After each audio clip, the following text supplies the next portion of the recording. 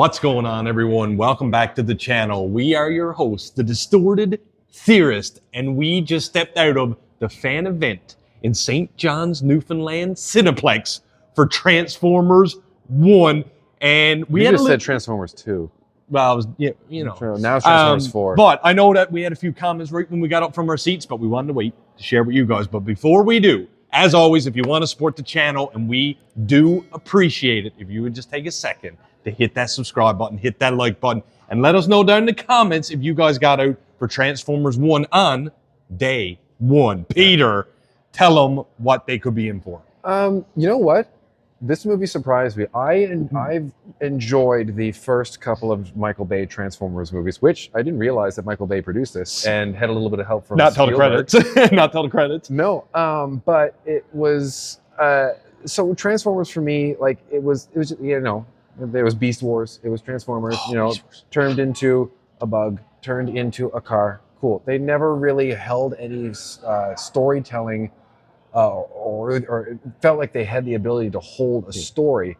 So when the movies came out eons ago, in the 2000s, in the long ago, the long, they kind of grasped me, and I've actually been recently rewatching the Transformers movies. I've gotten through the first one and part of the second one. The first one is kind of hard to watch when you realize that it's just a lot of action cutscenes that are coming out and everyone's running. And that's all the first one really and truly is. So when Transformers 1 was announced, my immediate reaction when Justin was like, hey, they're going to make a new Transformers movie. And I went, yeah. But what you probably didn't know was the animated aspect. Well, no, and that was the thing. So then when I saw that it was going to be an animated movie, I'm like, all right. So it was going to go back to the roots of how Optimus and Megatron became Optimus and Megatron. Right. And this movie really surprised me. It really did. The animation style is great. Yeah. I just found the narrative, so like kind of segue a little bit what you just said. I found that this story from start to finish told a legitimate story. There's moments I was watching this where I didn't even actually I know for a fact that watching this movie just then, I didn't feel like I was watching an animated film. No. There were a couple of messages that were brought out. I'm not going to get into it because some of them are a bit spoilery. Yeah. But there was a couple of messages that came through between conversations between Dee and Orion that were actually kind of like, because it's true for the Transformers world, but there's a couple of messages for, the young ones, the youths out there that are like, hey, yeah. No, but the evolution and devolution of certain characters was spot on. It made you think like, this is why they are like they are. And I mean, some of this stuff, we know that in the beginning from the trailers, we see that they can't transform. You almost think that the story is Transformers 1, which I feel like has a super duper meaning after watching it now. But you feel like it's called Transformers 1 because it's the first, it's the beginning. But then there's also this overlying theme of we act as one, we are one as a group. And I just feel like the theme of that just carries throughout the whole movie. And you want to, you're focused the whole time because you want to see how the story concludes, how it unfolds, and how the characters became what they are that we normally know in shows, like you said, Beast Wars, Transformers, or the new Transformers by Michael Bay.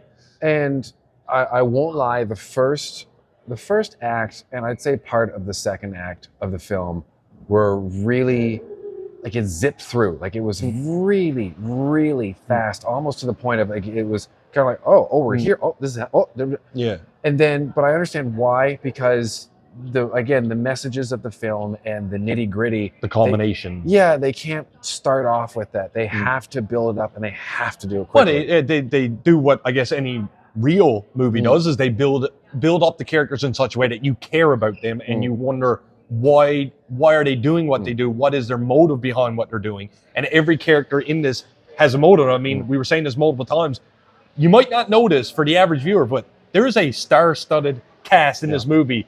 Chris Hemsworth, titular character. Tyree Henry, Keegan-Michael Key, Scarlett Johansson, Steve Buscemi, Laurence Fishburne. Did I say John Hamm? John Hamm. Well, Laurence Fishburne, we knew we didn't know what his position was, but we found it very quickly because a lot of these voices you will recognize if you're paying enough close attention. And that was the thing with John Hamm. I was like, I'm not going to say who he's playing, but I was like, who is it? And then as soon as I went, oh, right. And one thing you didn't touch on, which again, spoilers, scant. The third act. Once this transforms, no pun intended, maybe a little bit. Once it kicks off, and the cogs come into play again, that was all in the trailers. You feel it. Well, here's what I want to say. This animated film, I think, did things that a live action could never do. No. There was just sequences of transformations, hand-to-hand combat, weaponry. The amount of characters that were on screen at one time. Yeah. Remember when they were saying for Civil War, it was to be insane, blah, blah, blah, and then you were like, okay, it's big, but there's 12 people fighting each other, and like, look at the airport. I'm like, well, it's really only taking up this part. Yeah. Whereas this is an entire cityscape that's being and in some involved. cases, an entire planet of Cybertron.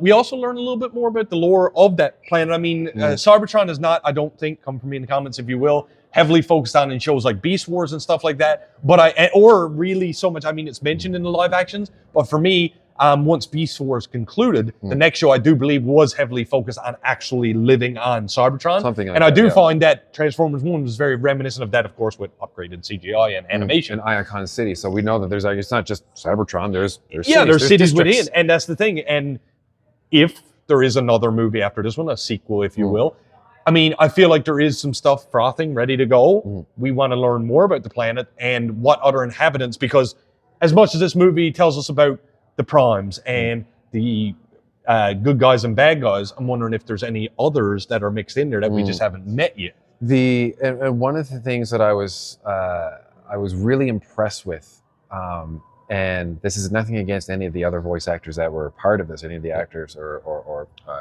in general, was Chris Hemsworth. Like, okay, so I'm not sure because I'm very uninitiated. I don't know who the voice actor for Megatron was in the past. I'm not sure. I've always pictured him in the back of the head that he was just like Dr. Claw. Like he'd always be like, I'm always Megatron. Like he was just doing that kind of thing. But I've always known Peter Cullen to be the voice of Optimus Prime. Even so much so in the 2000s Transformers movies. And it was really cool to see from the very beginning of the film with Chris Hemsworth as Orion, where he's just kind of like, hey, how's it going, man? Yeah, he's very quirky. And then by the end of the film, you get that feeling of like, Autobots, roll out. Like he's really, he transforms. I almost feel like we witness on screen his maturity, right? Which I guess he comes into what we know as a leader role eventually. So he knows he has to smarten up, so to speak. And I mean, ultimately, he's starting to get people to look up to him, and et cetera, which again brings us right back to this is Transformers 1. This is the story we now needed to be told to make all the other things. He sounds like Peter Cullen. No, 100%. The homage is there. Big fan. But yeah, so that was one of the things that impressed me the most because again, Peter Cullen is the voice of Optimus Prime. Yeah. That's it. It's bar none. Yeah. And so when it was like, well, Peter Cullen's not going to be, it's not a spoiler. It's just for anybody who is wanting to know, we won't touch on them, but there is 2 end credit scenes. So make sure you stay past the first little credits, and then of course stay all the way to the end. There's a payoff. There is a payoff, and you also get to listen to some pretty sick music while you're doing it. I was commenting on that. Even so, one other thing I wanted to say. We seen it in IMAX 3D. Go see it in IMAX 3D if you can, because I'm telling you right now, all the different movements and the transformations, like I said, once again, the weaponry, the hand-to-hand combat, was just so, and the sound effects was just pounding. It wasn't underwhelming and it wasn't overwhelming. It was one of the few movies that I've seen in 3D in the last while that was actually kind of like, this kind of works. If you can, go do it. But at the end, we always want to give our rating, but I want to give a suggestion for this one. I want you to rate this movie knowing it's an animated film. Let's not compare it in a rating scheme of a real live action. I want you to tell me what you think of this movie animation. Well, this just screws everything up. You kind of threw a curveball at me. No, I want you to like what would you give this movie as it is? Not up against all the rest. That's not what you're asking me. You just said the same thing. No, I want to know. It's a good movie. Like I'm going to give it like, what do you want? Like 4 out of 5, 9 out of 10. No, let's go out of 10. 8.2 out of 10. Like it's a solid movie. If I'm going to give it an actual rating, like I would probably give it